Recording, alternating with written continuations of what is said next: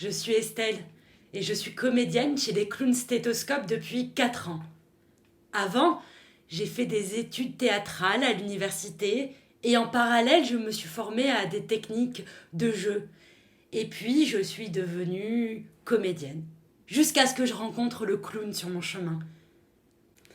Et là, j'ai eu un coup de foudre.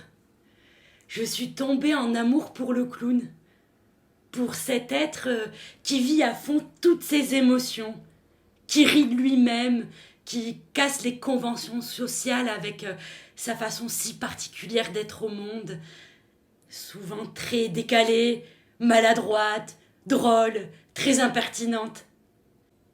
J'ai découvert que le clown, c'était un outil qui permet de respirer plus grand dans les espaces étriqués de notre société. Alors, je suis partie prendre des grands bols d'air en me formant au clown et puis j'ai intégré l'association des clowns stéthoscopes. Je fais ce métier parce que pour moi, ça a du sens que d'aller à la rencontre des gens en dehors des théâtres. D'amener le clown là où on l'attend pas, dans des endroits où on pense qu'on n'y rigole pas trop, comme à l'hôpital ou en EHPAD. Prendre soin d'une personne, c'est veiller à la santé de son corps, bien sûr, mais aussi de sa tête, de son cœur et de toutes ses émotions. Et c'est ça que nous faisons les clowns en milieu de soins, prendre soin de toutes les émotions. Et puis moi, j'aime beaucoup les histoires qui racontent que dans les moments difficiles d'une vie, il est important de garder sa joie coûte que coûte, comme un moteur d'élan de vie, comme un moteur de dignité humaine. Que le rire, c'est un outil de résistance et de résilience. Alors pour moi, clown en milieu de soins, c'est un acte politique et artistique pour apporter de la joie, des rires, de l'amour.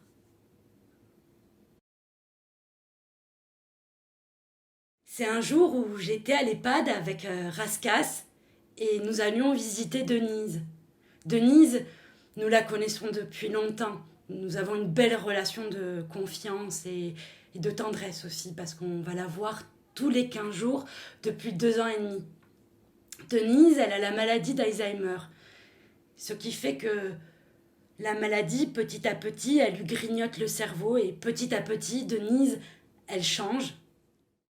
Quand nous l'avons rencontrée au début, Denise, elle était tout le temps très joyeuse de nous voir, très loquace. Elle nous appelait ses petits chéris.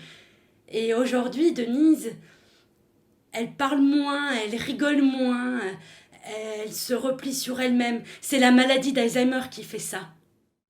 Ce jour-là, avec Raskas, nous essayons de rentrer en relation avec elle.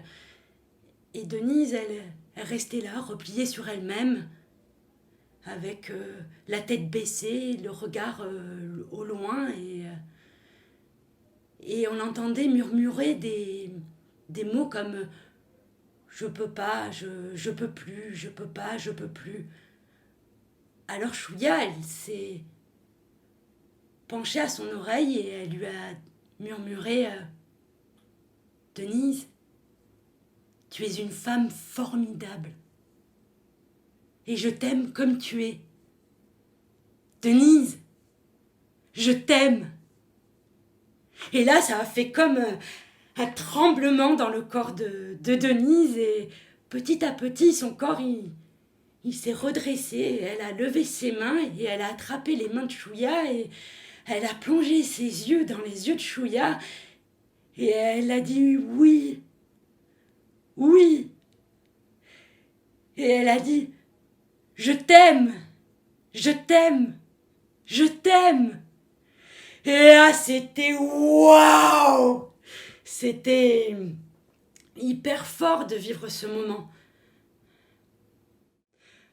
Pour moi, ce souvenir, il illustre à merveille que les personnes qui ont la maladie d'Alzheimer, tant qu'elles sont là, elles ont encore plein de frissons de vie et d'amour à vivre intensément.